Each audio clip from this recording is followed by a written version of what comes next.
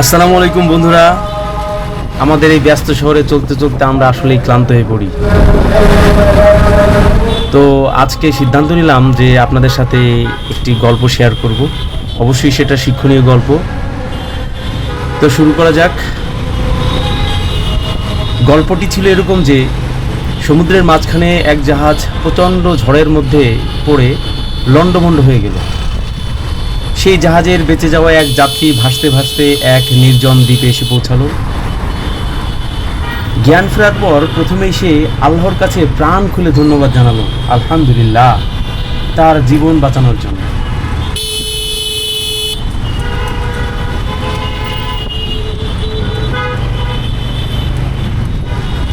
প্রতিদিন সে দ্বীপের তীরে এসে বসে থাকতো, যদি কোনো জাহাজ সেদিকে আসে এই আশায়।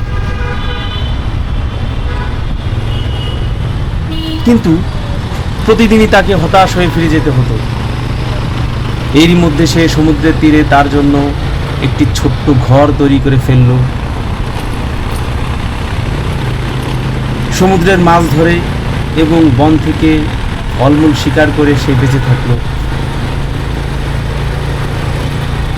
এরই মধ্যে সে একদিন খাবারের খোঁজে বনের মধ্যে গেল। বন থেকে সে যখন ফিরে এলো তখন দেখল তার রান্না করার চুলোর আগুন থেকে আগুন লেগে পুরো ঘরটাই পুড়ে ছাই হয়ে গেছে এবং তার কালো ধোঁয়ায় আকাশ ভরে গেছে। লোকটি চিৎকার করে বলে উঠল, হায় আল্লাহ, তুমি আমার ভাগ্যে এটা কি রেখেছিলে? তো পরদিন সকালে এক জাহাজের আওয়াজে তার ঘুমটি ভেঙে গেল। জাহাজটি সেই দ্বীপের দিকে তাকে উদ্ধার করার জন্য আসছিল। সে অবাক হয়ে বলল, তোমরা কিভাবে জানলে যে আমি এখানে আটকা পড়ে আছি?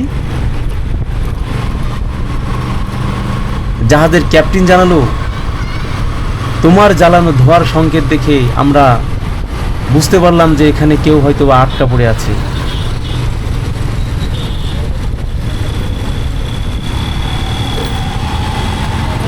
বন্ধুরা, কি বুঝলেন? আল্লাহর খেলা আপনারা কি বুঝলেন? সবাই বলুন সুবহান আল্লাহ।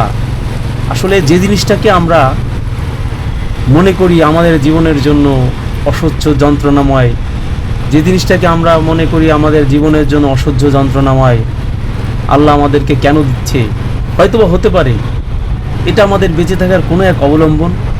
আল্লাহই আমাদের জন্য ভালো বোঝে।